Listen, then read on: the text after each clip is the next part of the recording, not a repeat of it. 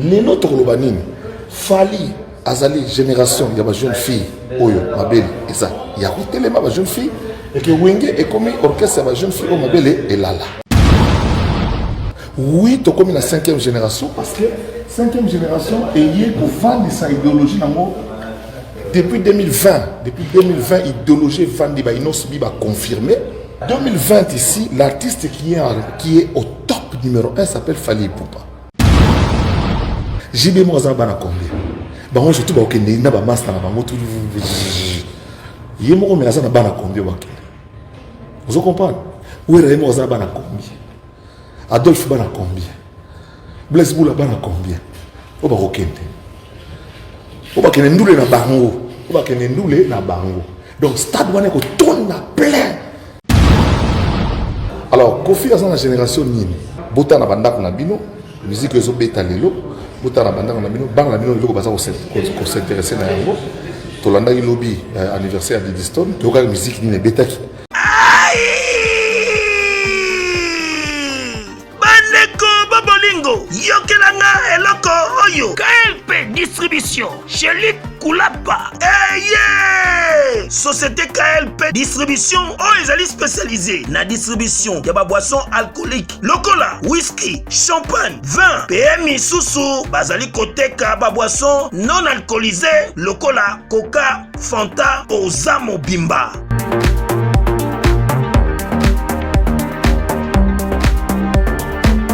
Zomi awa na l'île de France, oyo bazali kosala distribution partout. Mingi penza awa na l'île de France, livraison ti bisika nyoso kolinga. O na salle de fête, o na ndaku, o na dépôt, bisika tout okolinga. Ozamo Bimba. Benga bango na numéro oyo 068 54 17 740. Société KLP distribution. Chez Luc Koulapa. Yangonde Fandisi Masolo, ya spécialité distribution, ya boisson alcoolique pe non alcoolisée.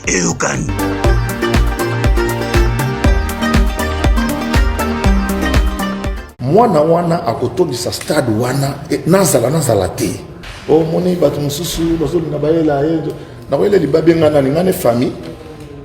Ngana famille falite. Wele libabe ndini to ya wele ngana libabe ndini ngane famille. To yo o échoué on a poto vina yo. O échoué on a poto vina yo. Ngana na libabe na yo. Marie-Paul peut beta stade. Faut aller dans ligne noire. On aller dans ligne noire. Marie-Paul fait beta stade. Wenge elle Paris. Marie-Paul quoi qui baka. C'est maintenant l'histoire. Écoutez dans l'histoire. Tout le monde peut étudier en haut.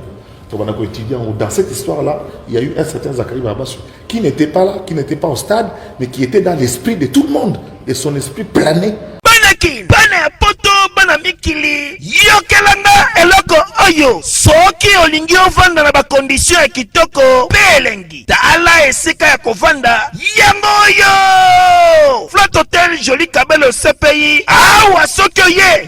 Ezali kambote kendo kosomba bakiti to nini te. Nyonso ezali. C'est-à-dire que awa okoyaka kanabilamba ya pamba. Okokuta tout ezali. Cuisine, salle de bain, chambre jolie kitoko. Bambetu ya nyekese, salon ya VIP, toilette. Awa kutu kolobate po ata mikate kwei. Okoliango jolie kitoko, microbe ezali distrait. Courant 24 heures sur 24. Minda pelelele. Soki courant ekei. Mubangi na groupe électrogène ezali wana. Oko sentir kutu teke courant ekendaki. Awa makambo ya okendoko luka mai na ba cantine. Ezate mai pepele nyama. Pour la plupart déjà ba coco. Donc ba maman na biso ba baso to ke na ndule ya wenge. Lelo ba comment okende église. Pour ta ezate il faut kende église. Boulot église. Lero yo mutaluki te ke o bozo banga niveau na ngate. Tant réponse kozala et comme au niveau na yo ko sala boité. Pour niveau bo lo bana epito ke za nini. Parce que pour nga je considère que ba wenge de bazana ba master na ngai. Fali robeta ndule na ye. Na moni bokomo wela bosa sukuna. Po meate. Mais ndenge mututu amona yeke no soki na wengeza karaza raka.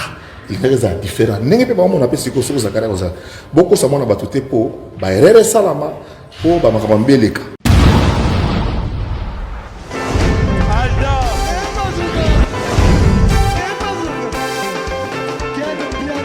Personne m'a dit, le monique est bien. Ailleurs, il y a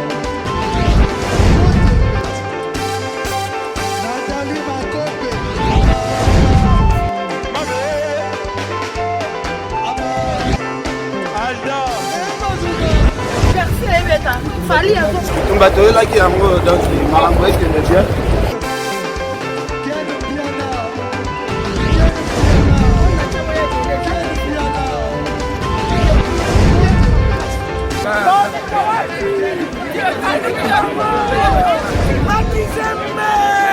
Ah bon?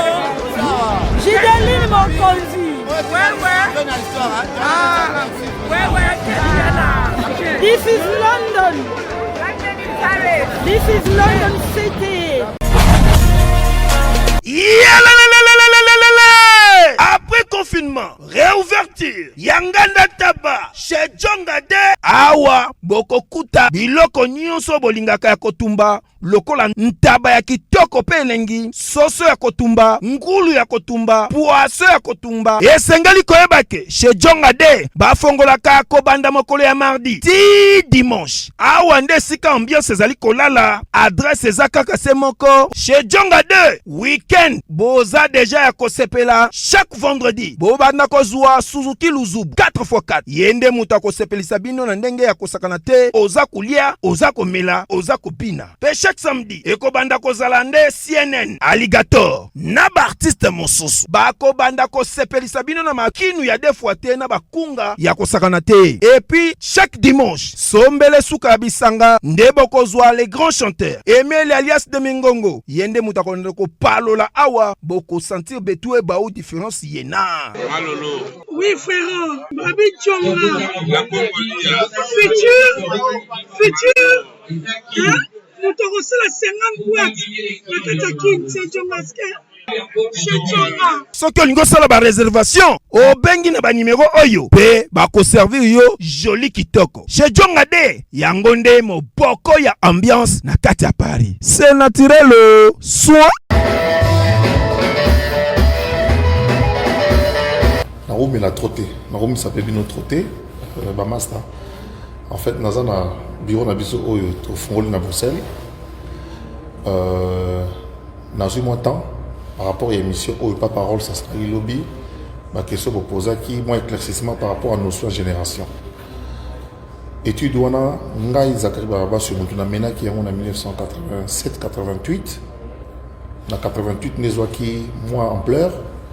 Parce que vient d'habiter mon coup Fakunitu, parce que c'est l'ambassade des États-Unis, avec la maison comme un horizon africain. Et ça là aux immeuble Donvik, la Victoire wana. Le wana Donvik le pour na bano bobotami après. Et comment qu'il y a Libaba l'air moko en face presque il y a hôtel Matongé. Na quoi on a quand on a pompe essence na sa Victoire. Le wana en 1991, 92. Non, 1990, Tolongwe, Toké na coin, il y a avenue Chikapa numéro 1. Là, c'est comme un bureau, il y a Puna. Donc, et ça là qui réflexion à ça là qui, Oyo, que chaque 20-25 ans, support, musique, jeune monsieur, musique, mokoboy. Banan, bakobo, tabana, bamboule, qui c'est mais apogée, et ça, après 20 ans. Sur 20 ans, vous allez couper l'indi, au moins apogée dans le salami. Il y a un moment où on a expliquer les lots pour tout le monde comprendre pour entendre les arrêter parce que les thèses théorie dans la bimisa, qu'il faut que nous bimisa, on a pour te défendre à l'époque, on a professeur Yoka parce que c'est un scientifique ou Ayebi parce que dans sa témoignage. Professeur Yoka, tant que Yoka dans la radio, dans sa point de vue en 1989, jour à Monanga, parce qu'il y a eu avant, professeur Yoka, il y a eu dans Malambala, à tout nangai, monsieur Zakari, tu n'es encore qu'étudiant. Parce que degré na capacité à réflexion, na façon dont on a belango, et comme ça y est que comment on a étudiant, on a maillé les bouilles. Professeur Yoka Azamobim. Professeur Kamba, il est le DG à IFASIC, directeur à IFASIC, dans le coup de Kolobé Belete. Dans comme on dit presque master à prof dans surtout, professeur Ndaïwe Lesiam, dans le département d'histoire, professeur Basunga, professeur Jacques Mata, qui a fait du Tsoniwa Utokufa il y a une semaine. Dans comme on dit professeur Tchesungu, professeur tous sont devenus mes amis. Parce que, en fait, il s'est fait un mot, je crois que le chef de travaux Pembele qui me regarde, et comment il y a examen, donc, on a surveillé un examen. On a surveillé la classe de son examen. Pour qu'il nous reçoit. Avant, sous contrôle, il y a c'est vrai que na Simba crée Kala, c'est vrai que na Tangisa Kala, mais dans quand même tableau où pour na ça la illustration, na banini pour comprendre les enseignements. Les ali thèse na ngai pour na détruire ngo yaka na antithèse. Ko yate kaka o bilobela ko finga ko lobate. O eza ko la que dimension mususu pesa ali. Parce que capacité intelligence les anime. Bochaka ba cœur. Bochaka ba cœur. Capacité intelligence les ali une circonstance à s'adapter aux circonstances changeantes. Si la circonstance changer, il faut être capable de s'adapter. C'est ça l'adaptation, c'est ça l'intelligence. Alors, c'est quoi? De quoi s'agit-il dans ma notion? Il y a génération. Nayoga il va critiquer la géographie, mais vous évitez démographie, les branches la géographie. Biso Kala, département histoire, histoire géographie Kala. Après plus tard, au Kabola Biso, la géographie, dans la science nettement exacte, la physique. Na ba mathématicien biso totikali na côté sciences humaines. Donc au nazo loba ezali mathématiques ezali dans les sciences humaines. J'essaie de donner des éléments, arguments convaincants pour ekende. Thèse nangai, hypothèse nangai eza basée mingi sur l'âge ya bato bazo ko accompagner la musique. Donc d'abord sujet na biso du jour.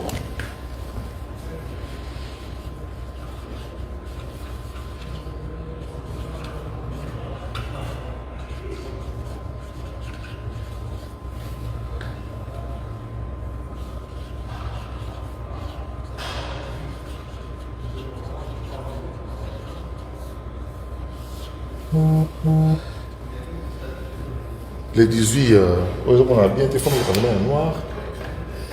Je vais demander, excusez-moi, peut-être que vous avez un cours d'histoire.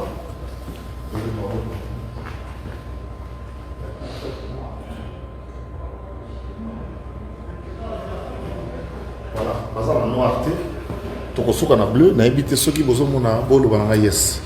Ceux qui ont un bolo banana qui ont un ceux qui ont la précédente, tu as un cours d'histoire. Sujet la notion de génération dans la musique congolaise moderne.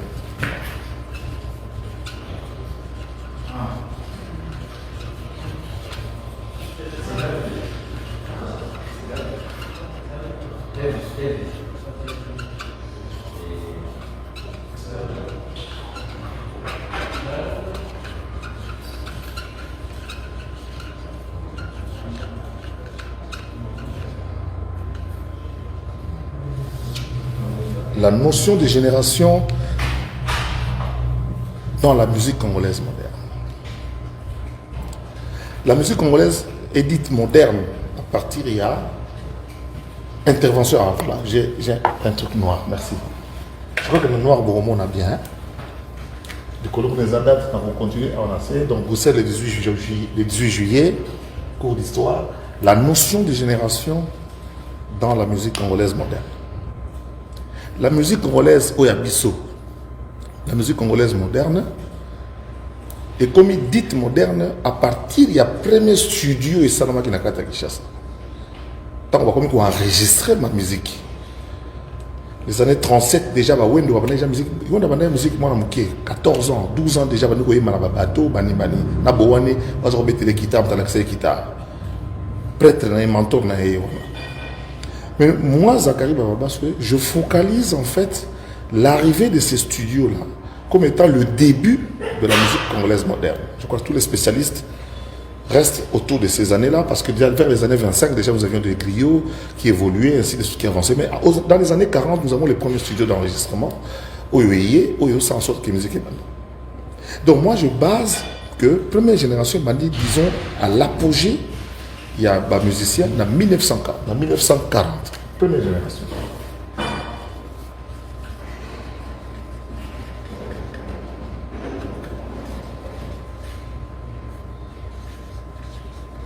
« 1940. Caractéristique de la musique anglaise. Guitariste Azobeta, yemo pas oyemba le mosusu azoyemba na babar wala babar eza ebele babar eza ou eza kika ba buvette en fait ba buvette eza ki ba buvette musique ezobeta presque pas ye azakoya n'est-ce pas et puis eza komata ko évoluer pour na namoni Alain Schwartz camarade nanga ya konvenir na la musique justement c'est ça par rapport à l'apogée à 5e génération Torokota le solo là un combat qui a été mené par 2 pays donc musique on a musique ka wenda zo yimba yemoko azo yimba na ba bateau azo yembela ba congolais cette musique là s'adresse aux congolais azo yembela ba congolais azo ko yembela nakata ba bateau basi ba mali loisa et puis en étant très pudique nakata ba terme na wanzembo cette musique moko boye muto zo bina ndenge na ye parce que les on a pas danse bien spécifique mais la guitare à part ba danse ba mboka chaque muto zo bina ndenge na ye donc il y a l'absence il y a chorégraphie comme telle puis tout va avancer. Donc, 1940, la première génération. La deuxième génération, ils allaient jeunes au Yobaï après avec Calais Jeff. Calais Abandi, Nico, Bazo Kendi, mais focalisant au Pénat très très bien à l'indépendance franco Abimina Mondega, mon amour Ngiri. Abandi Kobeta Kitar et Okedja de Salam. Mais je focalise cette deuxième génération. Ancrage dans mon Makassi en 1960. Donc, 20 ans après, 1960.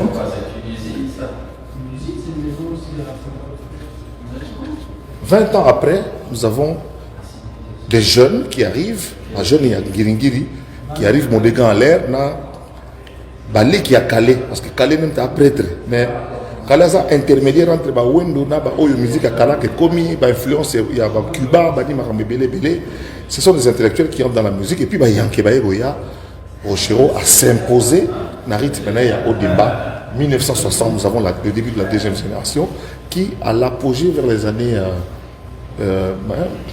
60, 67, Jean-Serge Sou, Nico, ainsi de suite. Les années 4 histoire, il y a musique à Congo Nabiso. Dans 68, je m'ai troisième génération est bandit déjà. Mais en embryonnaire, tout zaïna, borkasa mike à quartier, bazo bunda kutu. Naye par histoire, mo dona mo betia betelanga ke dona mo betia belanga ba bundana roxy chimpaka ba roxy chimpaka ba ba tout zaïna po ba ko kota zaïko après. Quand je sens que nous allons avoir envie, tant zaïko na zalaka tant betande en tant qu'historien, c'est-à-dire ayant étudié le passé. Focalisation à zaïko, il y a troisième génération, t'as la bien 20 ans après. Donc troisième génération 1980. Merci. 1980, Bozoyeba, Zaïko, tout feu, tout flamme, avec jeune, renforcé, je crois que vous se souvenir, en 1984. 1984, j'ai 20 ans. En 1984, l'esplanade Yamama Ngebi. Zekete oba image tikala le lobby miombale Roxy Chimpaka na ba nene chaku na ba beta ba guitare et puis c'est Zekete donc ils appellent très très près pour ça makambo oyo ezali il y a dans les solos il y a quelqu'un qui veut écouter en français mais rien en français mais comme dans les livres. Donc en 1980 cette troisième génération se cristallise. La génération des Zaïko. Parce que les Zaïko, en ce moment-là, chacun a presque son groupe. Donc, en ce moment-là, comme la troisième génération, focalisation en 1980, et puis les années 85, on a Zekete, puis après, je suis venu au Kita, les années 90, pour ça, on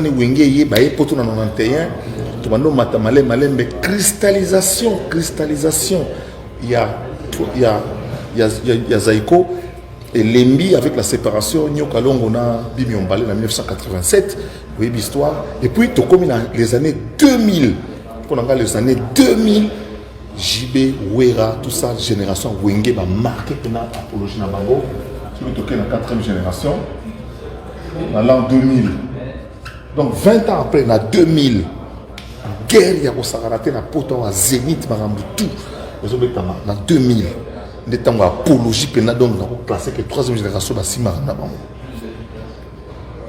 Oui, tu comme la 5e génération parce que 5e génération est liée au fan de sa idéologie depuis 2020, idéologie Vandi Bainos Bi va confirmer, Robin Mundibo va confirmer, Gez Mawete va confirmer avec le festival on a en 1988, peut-être après. En 1988, on a sali festival Oyo Ezalaki n'a parlé na Fikim pour renforcer les éléments pour alimenter la troisième génération. Oui, puis c'est on a Zaïko peut se rajeunir na ba jeune. Zaïko se rajeunir na ba jeune ba côté les Carlito, garçon de quartier la terre ba Willy Boula, ba côté na Zaïko pour renforcer. Idée on appelle confiance dans outil lelo ya ko rajeunir mata grand père poser na moyen dernièrement la répétition à part ko faire baba mutu na ngai na monde aller ki mike bazali. Donc ça va être un moment générique. Alors 2020 ici, l'artiste qui est au top numéro 1 s'appelle Fally Ipupa. Il s'appelle, voilà pourquoi moi j'ai appelé cette première génération de Wendo. Première génération, la génération de Wendo, même si ce n'était pas lui qui était, mais c'est générique parce qu'il était avec Boané. 1960, génération de Franco. 1980, troisième génération, Zaïko. C'est Zaïko qui s'impose. Mais bien entendu, il y a à côté, il y a Pépé Calais, il y a tous les autres qui jouent aussi. L'orchestre, vous avez Shockstar, avant l'orchestre, c'est Bélé. Vous avez notamment Pépé Calais. Trois jeunes, on a Pépé Calais, Madilou, na Dodé Mato. 2000 awa, na Tchango Wengi, parce que, tout va valider. Mon temps à Zaïko, na Wenge, na Tchekomba Moutouté, parce que il y a plusieurs Zaïko babimi vivent la musique des oreillers. Il faut le côté qu'on a pas besoin de Matsamakasi, Bozi Nazali, Baben Yama, Bobatun surtout wana. Parce que la troisième génération Wenge. Génération autre la génération Fally. Et ça il y a 2020. Oyo bana bazana alors chaque 20 ans ba supporter ya sika bazo botama comme ko linga genre musique moko boye. Franco n'a tant aux Zaïko bandi des années 80, avant Visa 80, parce que l'apologie qui voyage mené Oyo, Franco Salaki a un poto. Les années 80, Franco a un succès à Zaïko, avec Zaïko et Zali orchestre, il y avait une jeune fille au Mabeli et Téléma. Franco, ok, jazz orchestre, il y avait une jeune fille au Mabeli et Koya Oyelala, c'est Melissa. Les autres Lobanine, Fally. Azali génération, il y a une jeune fille, Oyo, Mabeli, et ça. Il y a une jeune fille, et que Wenge est comme orchestre, il y a une jeune fille, Mabeli, et Lala. Donc, il n'y a pas de contradiction par rapport à thèse Oyo. Il faut vous expliquer, parce qu'avec Wenge, quelle est la caractéristique de la musique? Awa, Wendo, qui t'a résolvé c'est le Goza écolonie, ni Mouswaïli, Mungala, Muluba, Mukongo. Tu es na Franco, il y a un orchestre. Instrument avant et côté, souffle, trompette, tout 60, on a une image, et les grands la télévision nationale, on a rappelé que Molière à Tcharango, et ça, image, on a 60 musiciens. Ayaka on a 100 musiciens en 1980, justement. Zaïko Tangoye a longoli Makamouana, a longoli instrument, a longoli instrument, a longoli biogonu surtout, a tiki, bako créer chorégraphie. Vous comprenez? Par exemple, Robin, si vous avez des danses, vous avez des kavacha, vous avez des danses, Robin, on a moins chorégraphie, mais vous avez besoin de moins citer. Mais la musique, on a des caractéristiques. Quand il y a une strophe, il y a une strophe, il y a une fois, et puis il y a une animation, il y a donc l'enrichissement de la musique. C'est fait au fur et à mesure avec des enregistrements sur lesquels je ne reviendrai pas aujourd'hui. Alors, dans le Wenge Baye, Wenge tant au baillé parce qu'il faut dire que dans la carte évolution, dans la carte de recherche, maintenant on voit comme ta côté ça synthétiseur, bien sûr orchestre, même ceux qui aiment ta matsango, à côté synthé, dans grand Zaïko wawa, à côté synthé, ben Wenge synthé et au côté makasi na animation. C'est-à-dire que balé qui il y a bana qui tambo, balé qui y a nono, balé qui y a manzeku. Bana Kitambo, Bangonde va renforcer Wenge avec Robert Ekoko Tadi Lankrai. Des années dans le cas Wenge. Et la génération qui vient après et continue la musique, on a qui n'était comme le Lobuchara va j'aime bien pour courte PC à courir solo. Alors, Kofi Azan la génération Nini. Kofi Azan Mboutou, il y a troisième génération. Alors, dans la quatrième génération, justement, je vais parler des exceptions.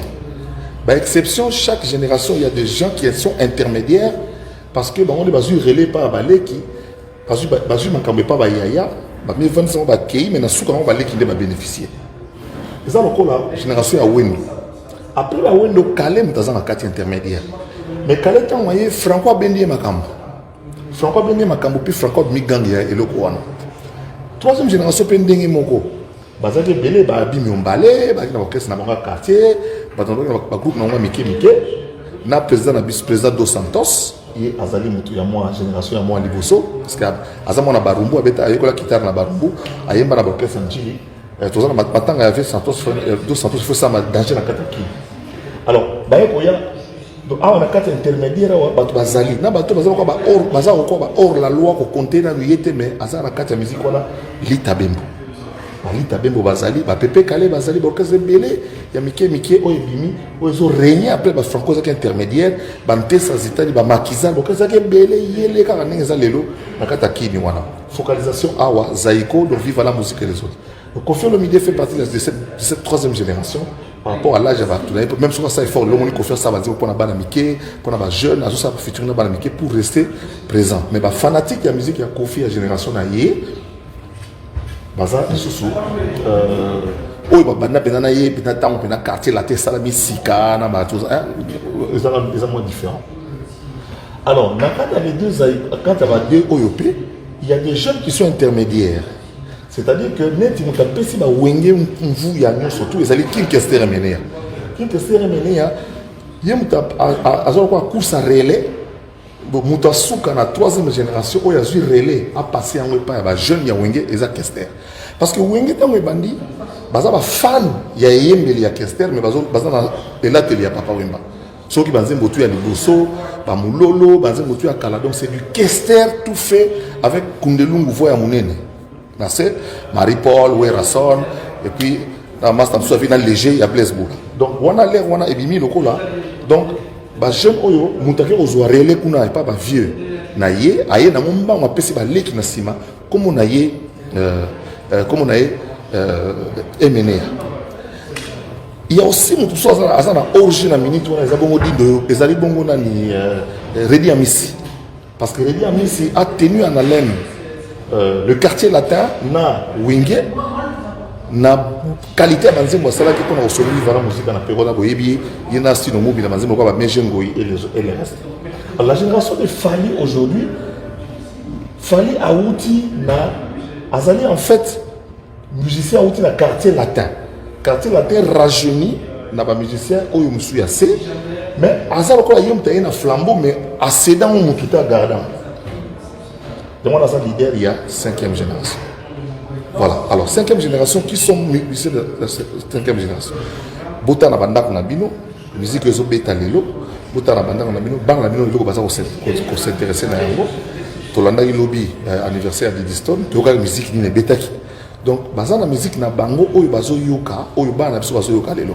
Parce que ba chéri na biso, auto ke na bango ndule, bango ba mama bana biso lelo.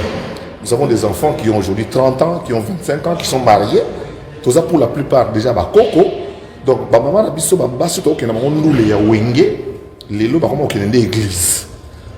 Pour temps exacté, il faut que église, boulot église. Donc, oyo ba musicien c'est quoi caractéristique publique aux années. Il y a chaque génération naissante. Et tu pour cristalliser yango pour donc côté l'émission on a cristallisé en 2020. Baza na société, baba na classe, ba dépendant na ba parents, ba futa maïté, ba futa couranté. Baza bana ya mikolo yo génération shawarma, génération il y a crédit, génération iPhone, Android, génération make-up, génération oyo bazana makamna bango donc c'est à dire qu'il y a fouta maïta fouta courant à la classe mais ils a tourné bango ba kenale mo afandi basangana ba master ba ko davé ba ko sama na bango. Voilà un peu cette fameuse notion de génération. Tant expliquer, mais nous expliquons bien la carte à livre dans l'Aïe. Édition Véron à Paris, Bandimiango et Bima. Parce que Maram Rolobeza tellement belé que nous avons expliqué étape par étape, rôle dans la joie, dans la participation au Ghana Salaki. Vous avez cœur belé. Je crois que tu es au Ghana. Alors, nous avons commencé à mise au point pour na journaliste pour bosser à l'émission. L'héros, mutaluki te que bozo banga niveau na ngate. Tant réponse aux zala et comme au niveau na yo au sala boité. Pour niveau bo lo bana peut-être que ça nini. Parce que pour nanga je considère que ba wingé de bazana ba master ngai. C'est moi Kofi Olomide. Je vous le dis avec cœur. Si vous voulez aller de Bruxelles à Paris, de Paris à Bruxelles, aujourd'hui, il y a un moyen que vous devez soutenir. Et un moyen que moi je vous recommande, ça s'appelle Neo Tam Tam. C'est fait de main de maître par un Congolais digne de ce nom. Moi j'ai fait l'expérience et je peux vous dire que l'expérience a été concluante. Donc désormais et dorénavant, pour vos déplacements, si vous voulez faire venir quelqu'un de Paris à Bruxelles, Neo Tam Tam. Déjà, c'est notre devoir dans la diaspora de soutenir les initiatives des compatriotes. C'est comme ça que notre pays retrouvera sa dignité, sa force et sa percussion. Quand tu es belle, tu voyages avec Neo Tam Tam Voyage. Vous m'avez toujours cru, je sais que vous me croyez. Oisa 12T, Oisa 13. Neo Tam Tam Ndé. Paris, Bruxelles, Bruxelles, Paris. Que Dieu vous éclaire et reste focus sur vous. Double King, le maître de double demeure. Boss Yamoka. Tout ça, génération, la différence, ça va 2 ans, 3 ans. La différence, ça va 2 ans, 3 ans. Autre une différence, que l'âge monnaie, tu as une différence à 5 ans. Donc, si tu as une école privée, tu as une école privée, tu as une école. Donc, bosalaki nyonso tout boela kosala makambo oyo ezalaki il y a réconciliation à Wenge pour lequel je répète encore une fois, je ne suis pour rien parce que j'ai tellement beaucoup de choses à faire en dehors de Wana que na roga ko ya poto exil te pour voir na poto bosse il faut za moyen ko umela na poto eza synonyme aux na moyen ko umela l'étranger ata na Brazza OK ko uti que ça ko umela na Brazza c'est que za na moyen on va na Brazza. A plus forte raison que vous mettez dans poto, ils ont preuve que vous avez un moyen de vendre dans poto. Donc, beaucoup de ça vous féliciter à moi dans FOP sans fonction, mais FOP mais à vivre nérini. Ça veut dire que nous avons douceur belé yélé, oh on a relié là, oh yo bino beaucoup ça na monté à part nous les, à part beaucoup de musiciens, à part au salaboy. Donc, nous avons masse na bino té, bino ba journaliste féminin pour que ça la rien.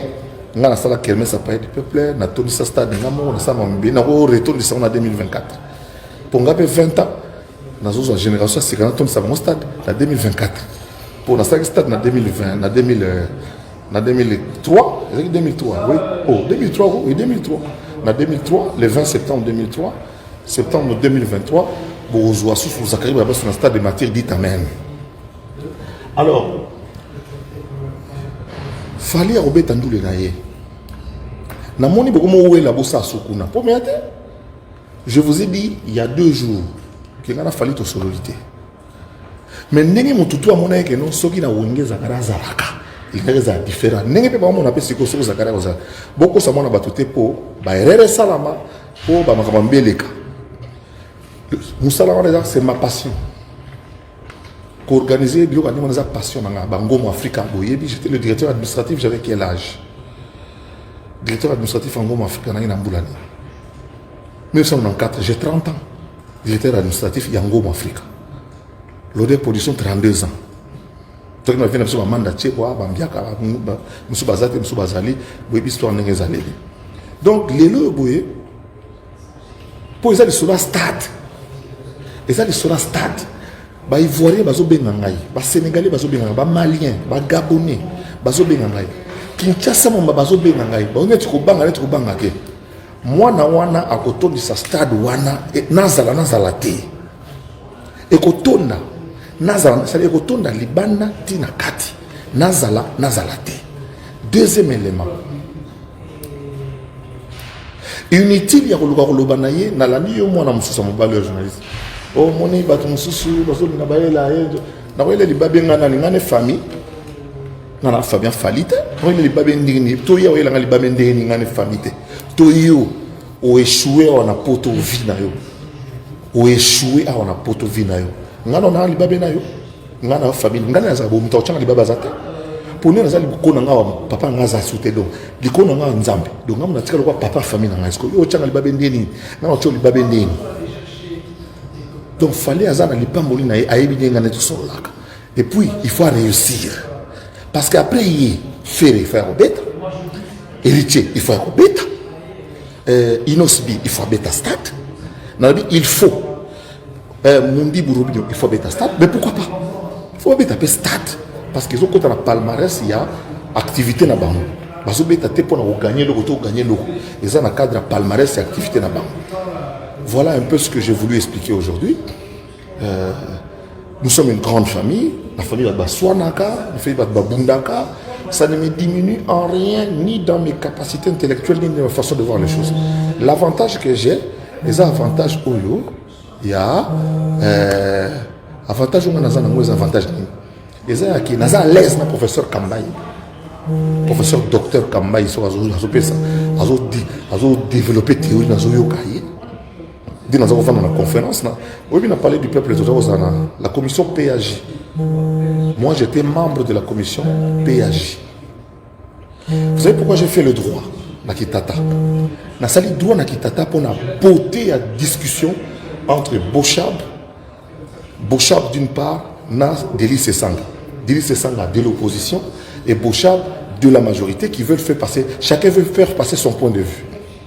Biso siko en tant qu'intellectuel toujours tala selon le solo des autres kendela otala nana waza na raison nana lobby bien les montants bien que oh master wana notre majorité non master de lycée sanga ndire koto toujours bon kibota soubassement na biso la politologue loko la balumano vous comprenez donc loko tozalaki wana biso tozalaki comment dirais-je tozalaki ko landela bango et puis en 2013 na décennie quand on a UPC na côté na UPC ti na 6 na 2018 toujours la deuxième session pour temps exact nous bana ote on a triché on a sala beauté deuxième session mais na ipel botu na première session na sala qui assistant à sala 3 semaines à pamba 3 semaines à pamba na bité ngai monde créé ngai té na monde idéologie et nous ça pour évoluer na que d'état la nzamba pe sa orientation yango na vie oko kende quelque part oko comme ça là ba recalé yo mon avaleur mon signe en Zambie pour mailler que narration qui écoute dans les banques échanger côté donc place tout beau recala Zakari Bababaso place tout beau baranganzela et ça pour natika na bomoi pour lobby nazala utile na mboka et puis naza conscient que nazala utile na mboka bato surtout intellectuel beau camarade que nasala ba apparition nasola na bato na bimara de temps en temps te vérité yango wana donc net aux aboyé na mi yebi pe na yebi na quand même un diplôme mi balé licence en histoire licence il y aura parcours na mai licence en histoire licence en droit na banda ko zala commandant école banda 4e secondaire ngam na matsa drapeau na beti moi musique bon ka ko soit totombe libubu tout na yembeli bino animation pendant quelques heures ngai et puis na matsi drapeau ngazaka bana likasi ba yebi pour na sala 4 ans likasi 3e 4e 5e 6e comprendre webza mutu wana ke bato atanga wana kutu lero na kutu baba inonsa ba bébé na école primaire ba ko memanga na kinité deuxièmement tant on a continué à y peine à part premier graduat ne to kutaka biser moko biser moi za lelo mu konzi ya deuxième to ça une licence avec chef de promotion sur la première graduat mu konzi ya deuxième na lufu tant comme on a été à partir de deuxième graduat na comme chef de promotion na côté na troisième graduat j'étais le seul étudiant à graduat oyo azaki na kata comité JMPR ya monsieur Sebo Mwamba Sebo Mwamba wana pe azana ministère intérieur ayebi na aza directeur na autant comme on a été na koloba musala sala raté.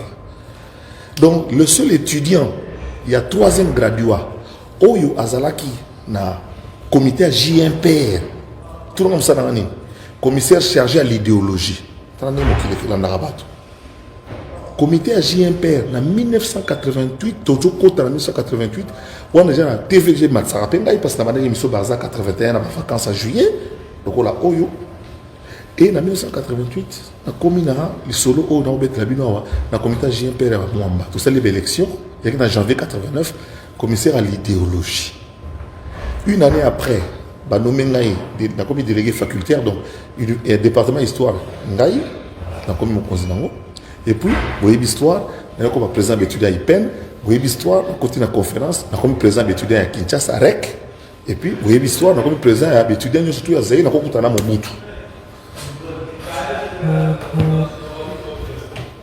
On a l'histoire dans la solo.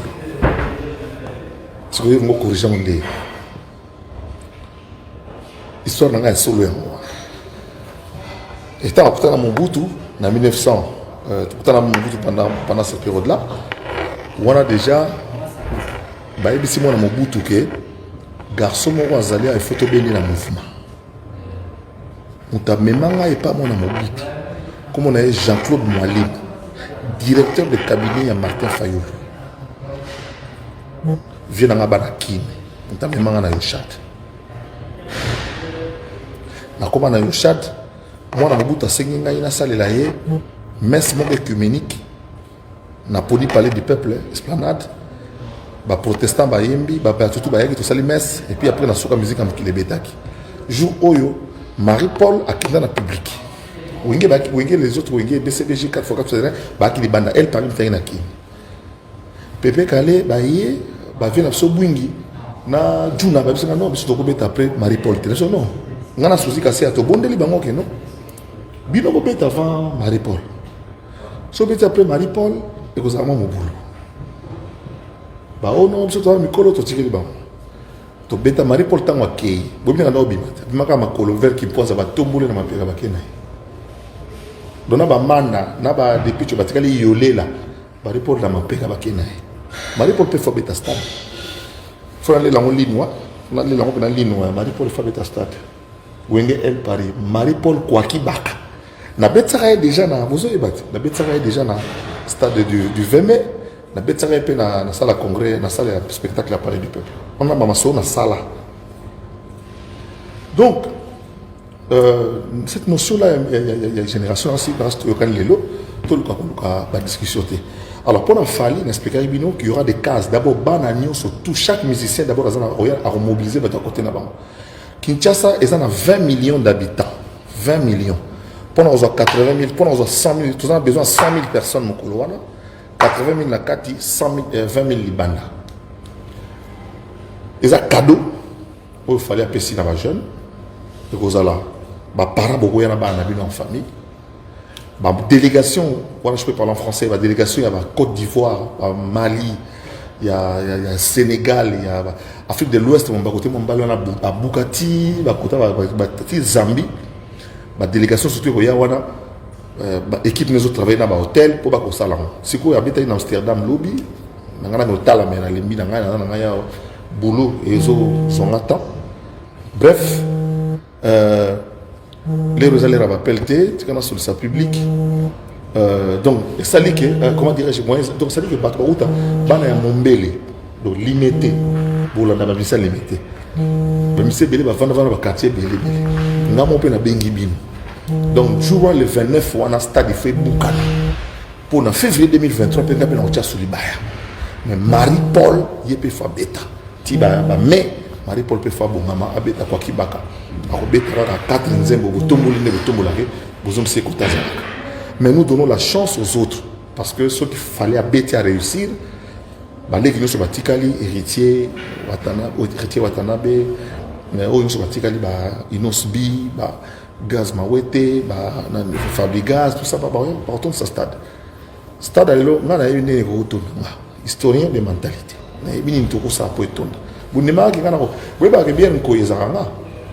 pour ceux qui ne savent pas, tous les musiciens, pour bien être il faut musicien. Vous voyez pas? Donc, vous avez 2000, 2001, vous avez l'histoire bien. Mais si vous pour bien être il fallait pas musicien. Il s'est fait qu'à un moment donné, marketing ya bralima et zoaki ba musicien nyonso. Musicien qui est là son. ngalo kana ndo sola bena Werason monsieur Leclerc alobi na ngai kendo tala Werason ba futela nga billet na longwa mardi na non ça on horizon 33 qui nazo kende na kasi petina ngai Elvis Alomba osaka réalisateur na horizon 33 oyebi na kendaka Paris na mata avion mardi business toujours na ozonga na 2005 na ozonga na kini 2 jours après na soyena wera binanga aoyazonga sauté a fait j'ai compris pour na mona ba master sabra limanzinga nzinga na yeke wera sona kei ndenge nini kotombola bra Congo na Kinshasa wana po boyoka kieza kaiba babasa ndenge kotombola bra Congo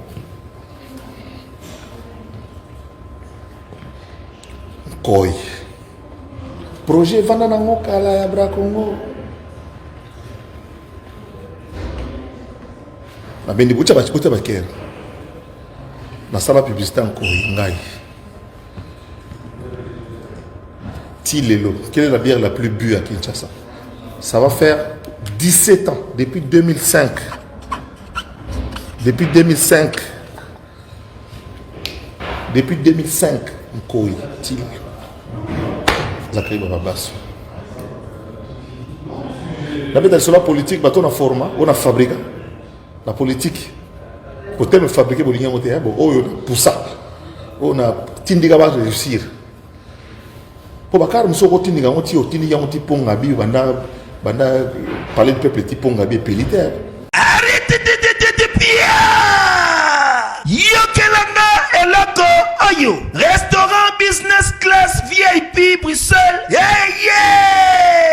restaurant business class VIP ezali na ba cuisine spécialisée na ndenge ya mukiete lokola cuisine spécialisée congolaise pe africaine awa soki okoti biloko tu ya mboka okoliango joli kitoko o makayabu kwanga mbinzo ndakala okoliango joli kitoko awa bilubutu elamba maka awa bongo biloko ya kotumba lokola soso ntaba mbisi awe tumba maka joli kitoko na niveau ya kosakana te olie oza mobimba na restaurant business class VIP na Bruxelles bazali pe na mobange na salle oyo ba organizaka ba activité ya ndenge na ndenge lokola ba soirée ba anniversaire mariage conférence pe ba activité mosusu ekoki kosalema awa osoto na ngai soki ezali wapi restaurant business class VIP na Bruxelles ezwami na adresse oyo 39 boulevard Jubilé Bruxelles 1080 métro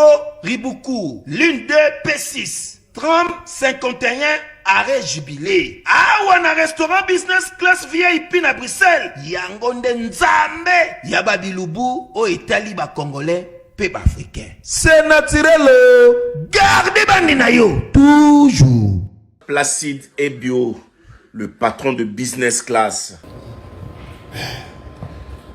mais ça qui sera tindika ka kumo am kichaka deuxième longwa lokolo epeli na quand soko tindika ti epela raté et qui n'a raté donc ça kariba baswe na sala oyo na ko sala pour bazande na ko suki ça pona bisabino ke ko finga na Congo ne bo finga wana batso finga na mani c'est ça mon habitude ezolongwa na ngwa la preuve le 1er juillet passeport diplomatique imprimé donc ko finga na bino pour ezaka duya au fait que congolais ko finga comment bien mais le dimanche au église mais nzamba zo mona yo au fini zakari yo ko mona to kozana ka bona 12 et terme 12 place uta na famo fonda yango hein on est passé à ma sabité on a bango c'est maintenant l'histoire et côté na histoire to ko étudier yango dans cette histoire-là, il y a eu un certain Zakari Babasu qui n'était pas là, qui n'était pas au stade, mais qui était dans l'esprit de tout le monde. Et son esprit planait au stade. Bato Bolbi qui n'a qu'un exil, oh, Franco Lobangana qui m'a qui ça, qui m'a lebo. Boy Barandé qui sont taoumé Liban, c'est il faut féliciter. Pour eux, on a qui nous a encore qui n'était. Mata avion yaka kutu kenda ta braza somo muta ume na braza c'est que akokia za makasi pour li pa na bilote aze pa na bisote kwa bende nkulu kwa muchi donc li pa batezali kwa kufani kwa nzete donc comme ça to fami ko na ume la koto c'est que na moyen c'est moyen ofanda koto eza Donc, ça a un souci.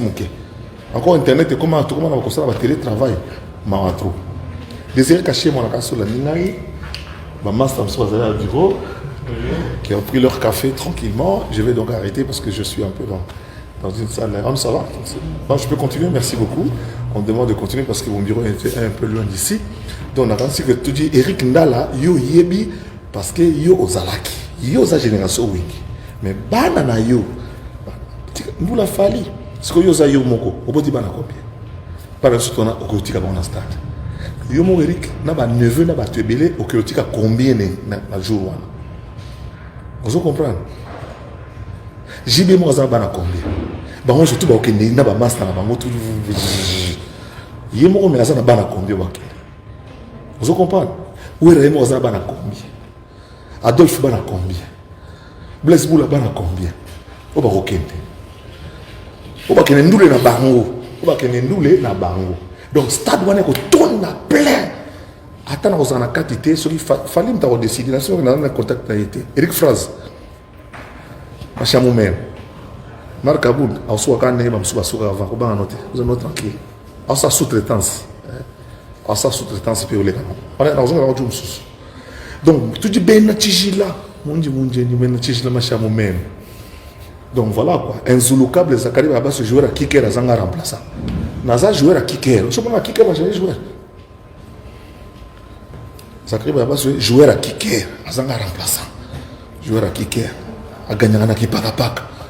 Zelensky, comment on est mis danger dans le monde entier, on parle de Zelensky.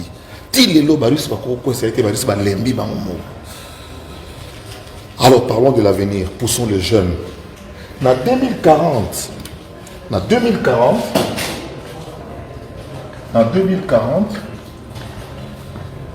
Naozala, 2040, Naozala.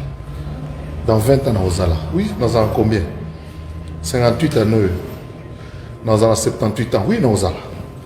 En 2040, nous allons assister à un retour. Nous avons monnaie là. Bano toboti na poto. Bato ba bundi ba gims ba bundi po ba bima. Pour nous, bato na sala ba gims émission na devant Joël Photo Mbetenge na gare sur le stade de François. Na ba 2005 ou 2000 indépendance à Congo. Ya kana mzee mo ba imbela Congo ba imbela Mboka. Donc pour moi en 2040, donc il y a déjà des montées qui vont se faire, qui ont été cristallisées, n'est-ce pas?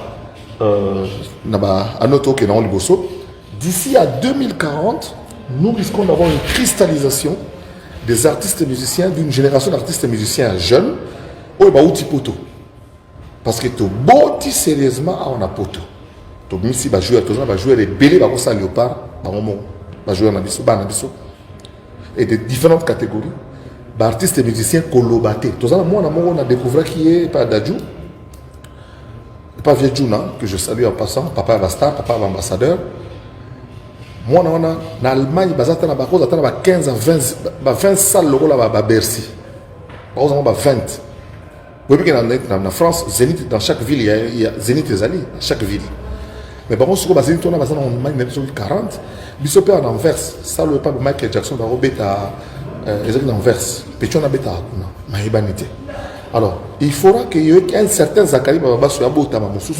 Mais on a ce phénomène après 50 ans. Parce qu'un phénomène est après 50 ans. Pour Zakari Baba sur Konzi Petro. Après 50 ans, il y aura maintenant une génération, une nouvelle génération. Je ne sais pas comment je vais les appeler. Le terme actuel, je ne sais pas si c'est au Simba. Mais en tout cas, l'ère où on a idée par rapport à l'artiste, c'est au groupe au Salama. Les alliés à la petite nation de la diaspora. Les animaux de la diaspora qui vont commencer à venir jouer au Congo. Parce que avec Internet, avec les réseaux sociaux, nos enfants sont beaucoup plus au courant. Il y a une musique qui est dans le monde, il y a des artistes qui sont évité. Nous avons accompagner, nous avons fait Nino Mbote, tant Nino Aye, paix à son âme, paix à l'âme de son père. Nino Tawagi na kin, papa na lebi na no moi na zak na tokota la moi na tokoti bato tokoti na azaka bonjour tonton. Bonjour papa. Bonjour tonton. Je suis l'ami de Zakari. Je suis l'ami de Daniel. Je suis l'ami de Karaboum.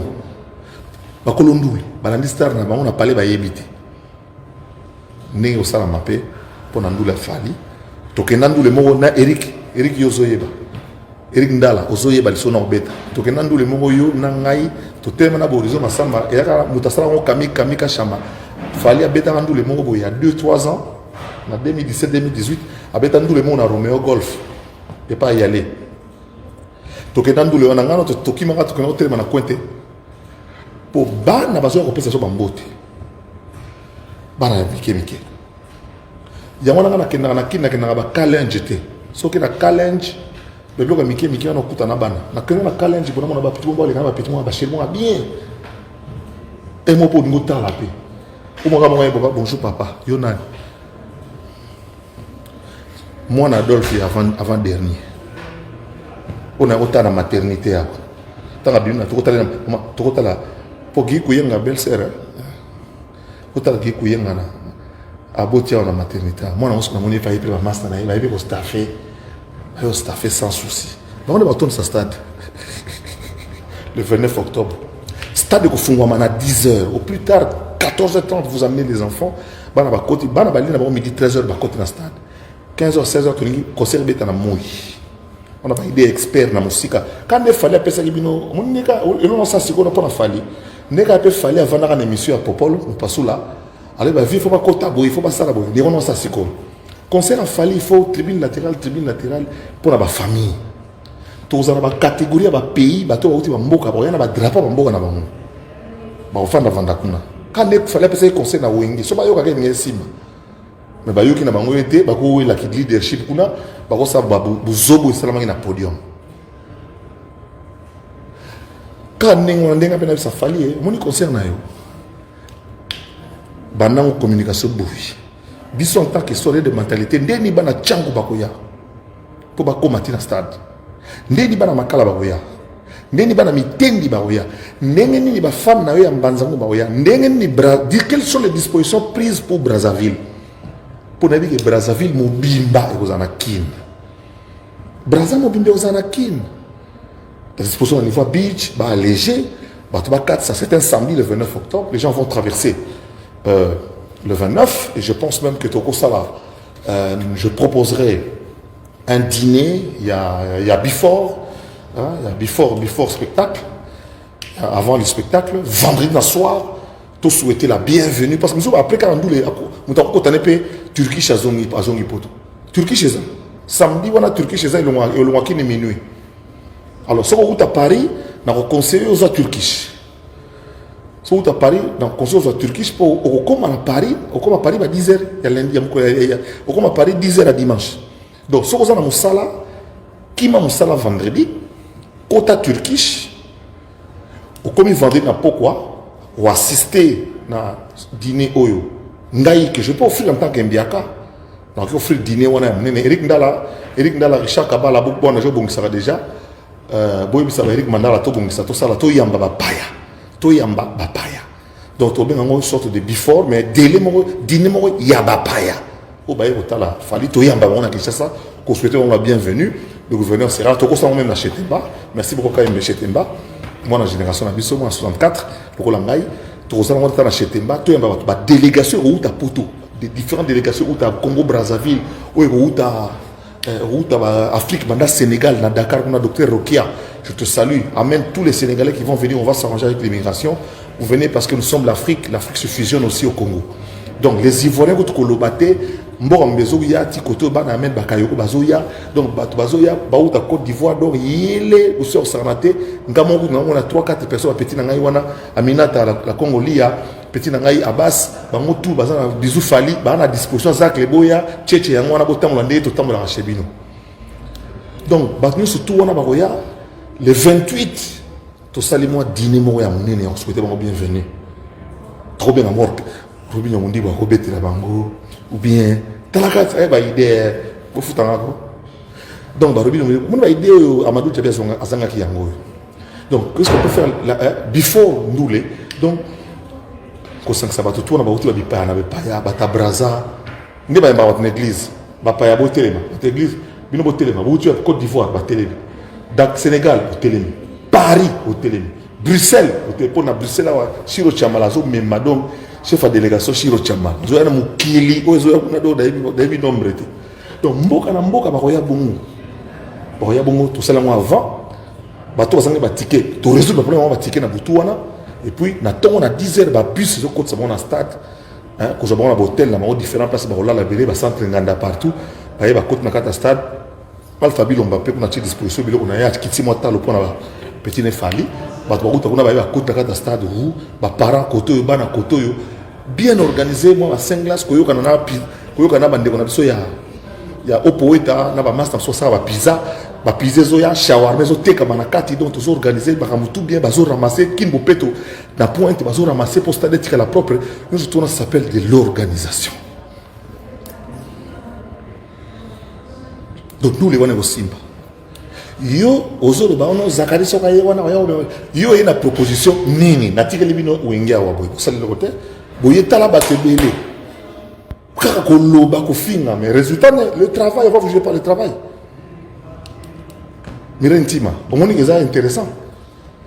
Donc, vous voyez, nous venons de Paris. Ah, staff à Paris, votre téléma. Ah, bisoye, votre téléma. Ça va parler beaucoup là, que sur Pembe Pembe. Bah, reconnaître que à Paris, bango baye. Votre téléma stade. Drapeau France, drapeau Congo na pointe. Bana, ceux qui ont beaucoup à Londres, drapeau Angleterre, na pointe, bah, belé. Délégation, ça, on a. Babi, bana, ma passe ça. Schengen Press, ils allaient bon, ndekwa fali aroya wana, il passe à oh mususu mutaroya, il passe à mutaroya, il passe à moi si ndem ta conduit délégation tout, il y a fanatique nous surtout il y a Angleterre, il y a Jema mutaroya na délégation surtout, il y a France, il y a Angleterre baroya pour ba rozala wana na bisimpangi na bilamba kitoko auzasima na ba. Donc ba délégation au tambola bongo ye bon. Organisation boy, mutarobango ya stade ndengeni. Vous voyez que c'est très intéressant, Madame Mirentima. Donc, il y a une période, mais il y a surtout qui va un jour pour vivre en moko. Qui va un jour, le vendredi, bon, à Turquie, pour Turquie, c'est comme à minuit. Turquie, c'est à minuit, et comme il y a temps à Istanbul, et puis correspondance, 10h, 11h, dimanche, lundi, on va dire boulot, Popov Tendai. Yo, yebi, aux alagati. Bon, les autres,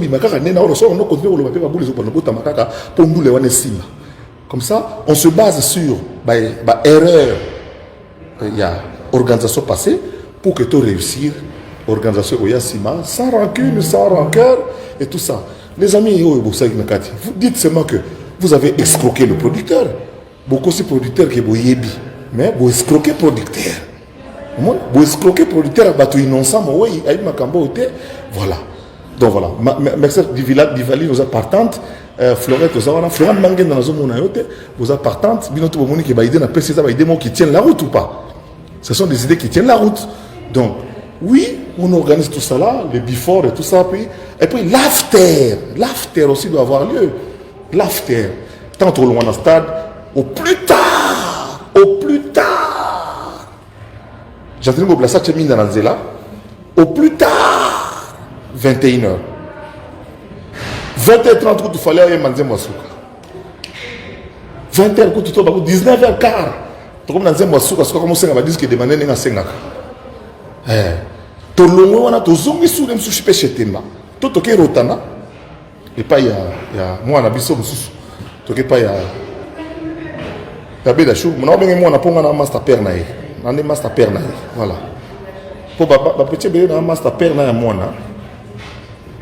Boba miso na master père na bango et même miso puis na yayi na miso na master père na miso ye abeda chou na master père na bango na avant na père na bango to ba cigare et bana allez mon donc na master moi na ya père donc papa amiso keba c'est tonton qui parle na ça rôle à tonton keba on en a expliqué frère banati le collège alors juste pour tikali joka il faut qu'on ma solo parce que joka comme ta scène Joka za scène.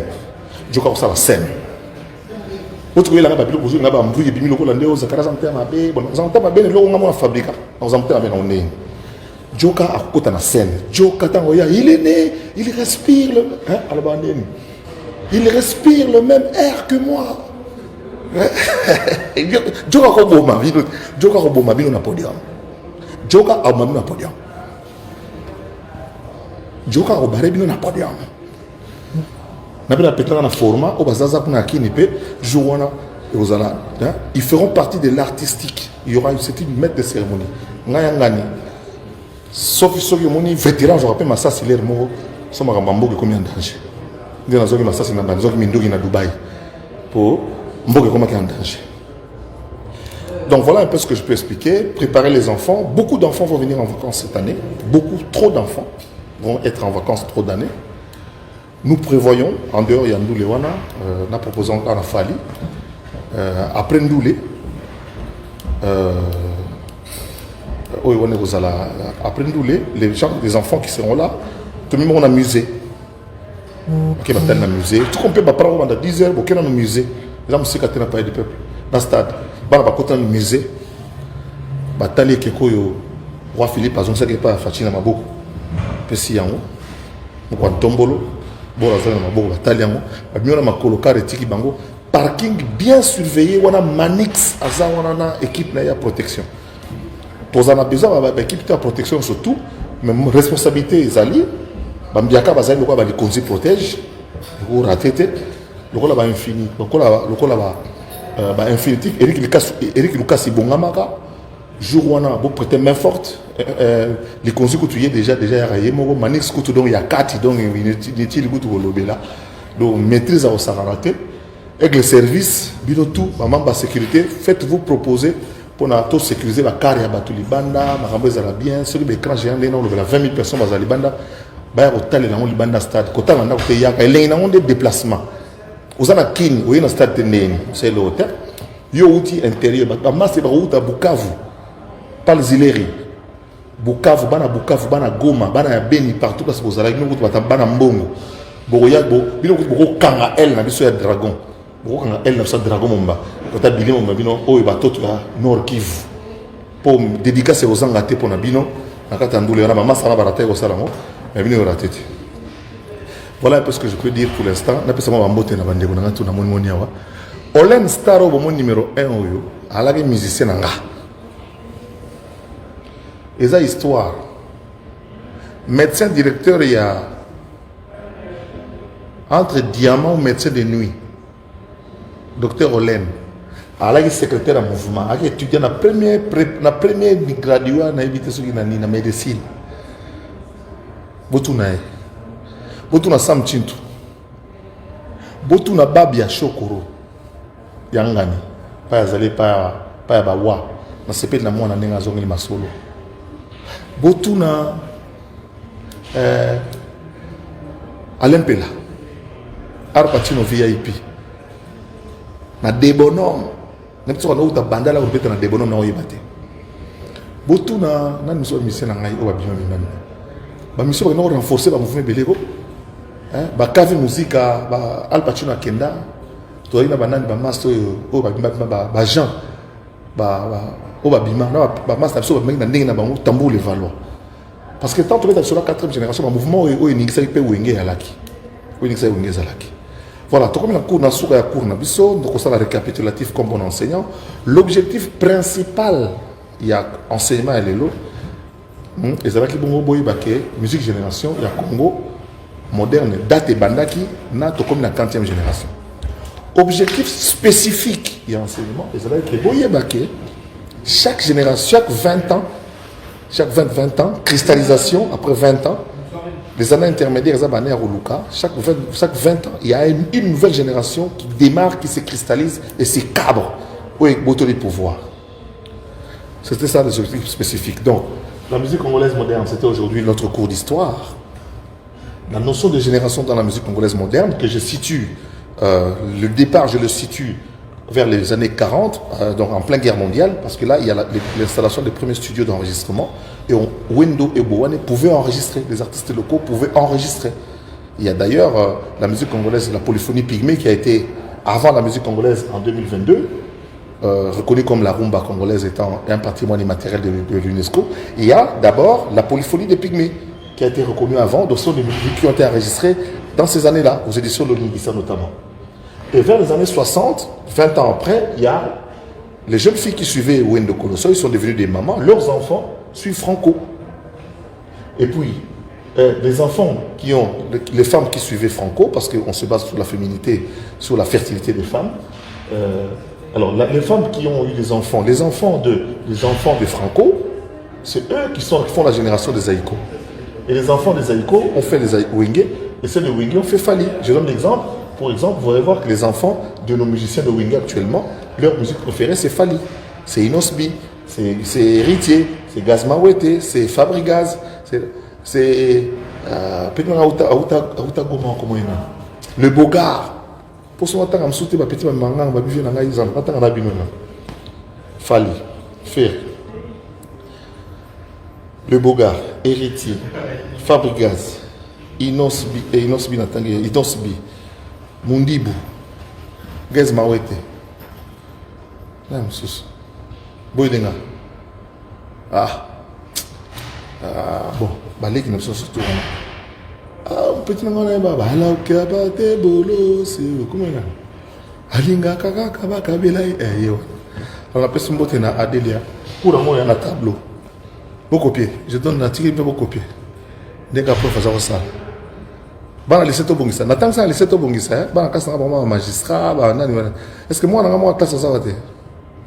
Merci. Et PLK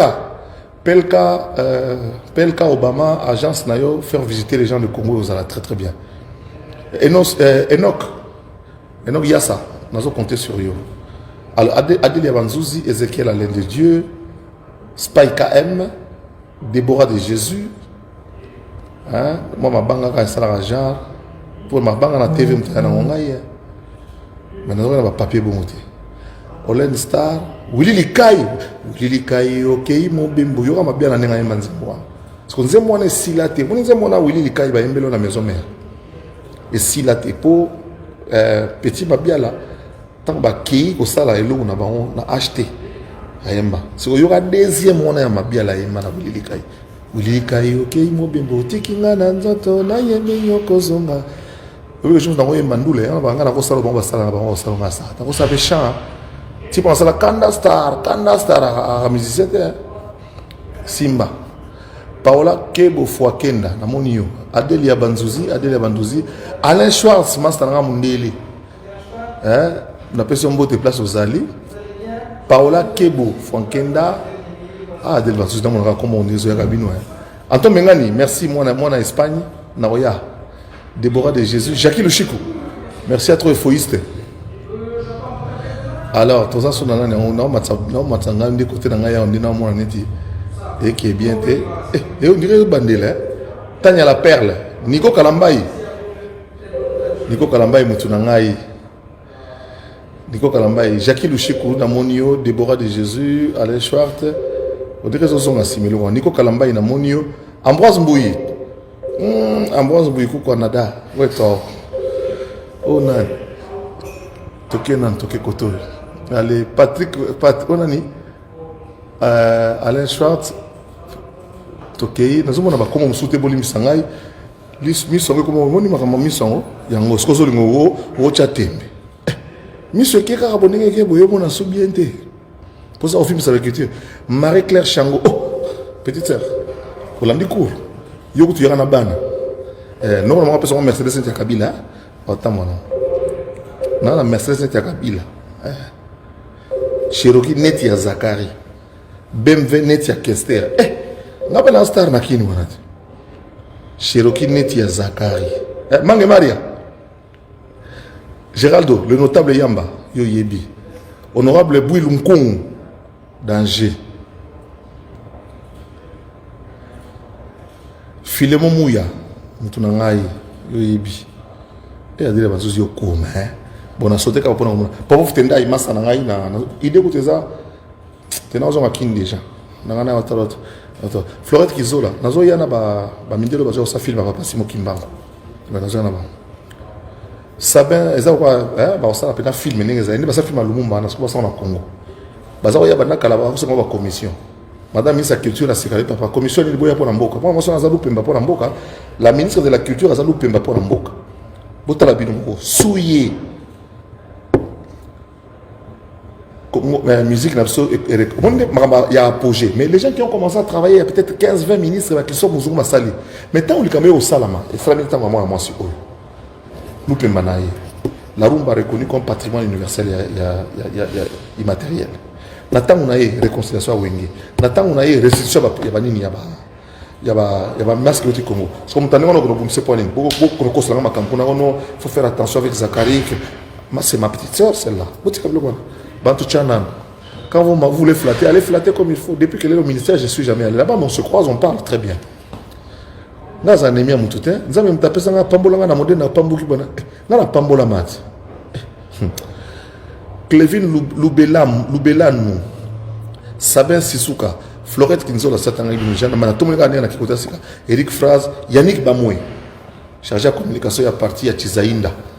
Na yebi petit na ngai bunda petit na ngai na ya na nani kabundi yana pa ko bunda kabund akeko bunda kabund azo bunda mais bunda dans le vide pour niveau au barrage kabunde faut tout na balonga na IDPS balonga ngote so longa obungi IDPS ne salabino lo kasi bazakali ba bato ebele kende do bana mobutu naza Banda Mobutu Naza. Mais non, c'est facile. On peut faire un moto dans vous, il y a un parti. Il y a un orchestre. Tant qu'on est panzana qui banana babimai. Vana na wana beta ambunda no gagner la vie. Voilà. Natiki prof à 5e heure. On va continuer le boulot. Pour le respect des autres. Pas parole sur mon tableau.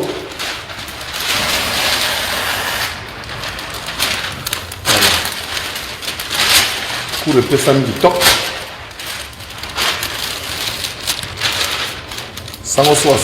Pourquoi Sango soit 6 mètres? Il faut aller la tiba sango. Il faut aller la tiba. Sango soit 6 mètres, ça bon ça. On est mort. Sango soit 6 mètres, ça bon ça. On est mort. Dans ce tableau, parce que on va dire c'est un bureau d'abso. À mon nez. Sango, pourquoi Sango? Nazo ya beaucoup mais là pourquoi Sango? Alembo la gâte, mais n'a ala nana ba pousser voilà ya commune.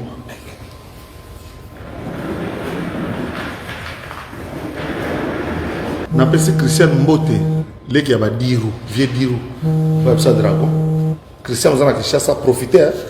Mais so comme na ki chassa OK kinkole pas OK so comme na kinkole au lieu mbisi ya Miguel te au comité de ça dit kende comme pas Miguel ni kanga photo na mbisi pas Miguel. Deuxième chose, pour ça, avant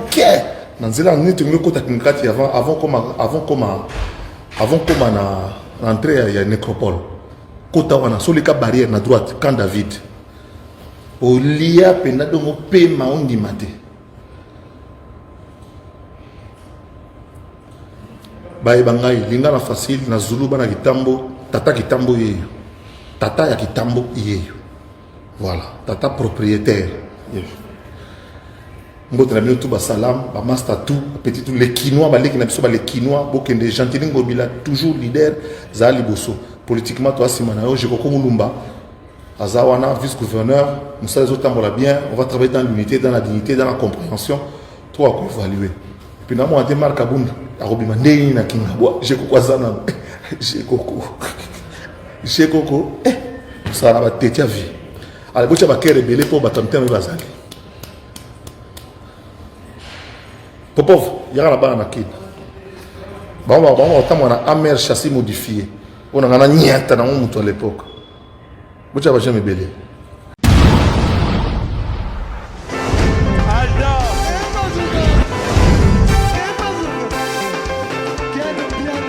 Personne ne m'a conduit. Le monde est bien. Ailleurs, il y a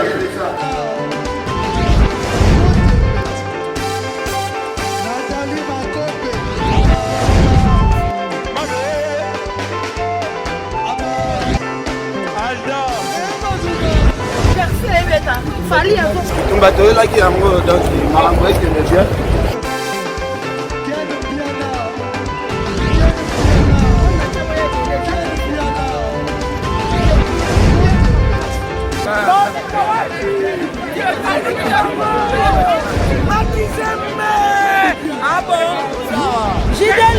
conduit. This is London. This is London City.